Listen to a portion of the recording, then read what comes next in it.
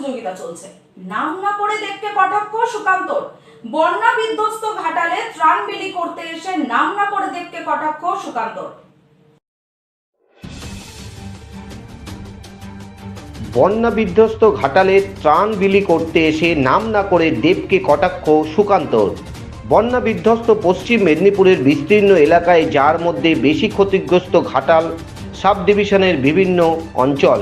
এদিকে ঘাটাল, অন্যদিকে জলমগ্ন হয়েছে তার অন্যতম বিধানসভা ডেবরা। রবিবার ডেবরা বিধানসভা এলাকায় গোলগ্রাম, করান্দা, ত্রিলোচনপুর এলাকায় বন্যা বিধ্বস্ত বানভাসী মানুষদের ত্রিপল, শুকনো খাবার দিতে এলেন বিজেপি রাজ্য সভাপতি সুকান্ত মজুমদার। এদিন প্রথমে এলাকার মানুষকে নিয়ে তিনি বানভাসী মানুষদের এলাকা ঘুরে দেখেন, কথা বলেন, খোঁজ খবর নেন। এরপর এক ক্যাম্পের মধ্যে দিয়ে তাদের হাতে মাথার ছাদের জন্য ত্রিপল, পলিথিন তুলে দেন। এর পাশাপাশি তাদের চিড়ে, মুড়ি, কেক, বিস্কুট সহ শুকনো খাবারও তুলে দেন। সংবাদ মাধ্যমে মুখোমুখি হয়ে রাজ্য সভাপতি সুকান্ত মজুমদার বলেন, ঘাটাল সাংসদকে এলাকার মানুষ এখানে খুঁজেই পাচ্ছে না। এখানে চলছে এখন ঠুটো সাংসদ প্রতিযোগিতা। এই পরিস্থিতিতে আমরা এখানে চাল, ডাল, শুকনো খাবার এবং মাথায় দেওয়ার জন্য ত্রিপল দিতে এসেছি। তিনি আরও বলেন, বিজেপি নেতা জেপি নাড্ডা বার্তা দিয়েছেন সাংগঠনিক সেবা। এই সংহতি সেবা এখানে আমাদের চলছে বিভিন্ন ক্যাম্প করে।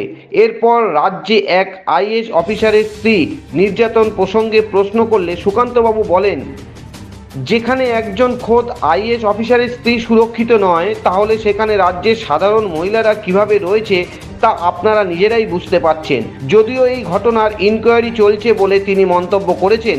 এরপর ভিন্ন ভিন্ন মেডিকেল কলেজ স্ট্রাইক নিয়ে প্রশ্ন করলে রাজ্য সভাপতি সুকান্ত মজুমদার বলেন, ডাক্তারদের ডিমান্ড পূরণ না হলে তারা তো আন্দোলনে যাবেই। এখনও পুরনো আরজি করের বিচার এখনও শেষ হয়নি, তাই তারা তাদের দাবি দাওয়া নিয়ে অবরোধ আন্দোলনে নেমেছে। পশ্চিমবঙ্গ সরকারের অবিলম্বে ডাক্তারদের দাবি দাবা মেনে নেওয়া উচিত। পাশাপাশি রাজ্য জুড়ে নারী নিরাপত্তা বিষয়টিও সরকারকে সুনিশ্চিত করতে হবে।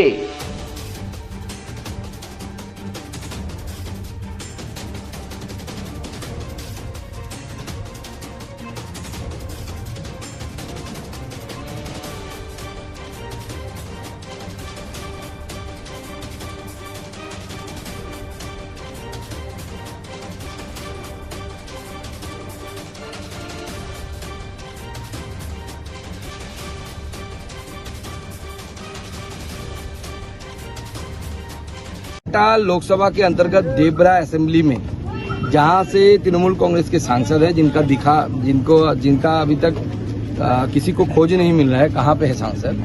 ढूंढो सांसद प्रतियोगिता चल रहा है यहाँ पे घाटाल में। वहाँ पे एक हाजुरी में यहाँ पे हमने आज लोगों को पॉलीथीन शीट, ड्राई फूड और उसके साथ चावल, दाल, ये सब देने की व्यवस्था की है। आजू बाजू में हमारा पूरा सेवा काम चल रहा है।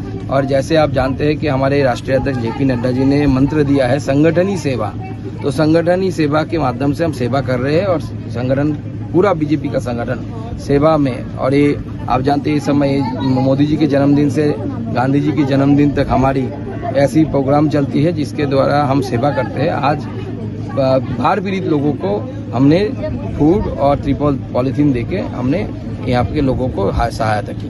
दादा, आईएएस ऑफिसर वाइफ को रेप किया है, ऐसा मिला है इंफॉर्मेशन, एक न्यूज आया है।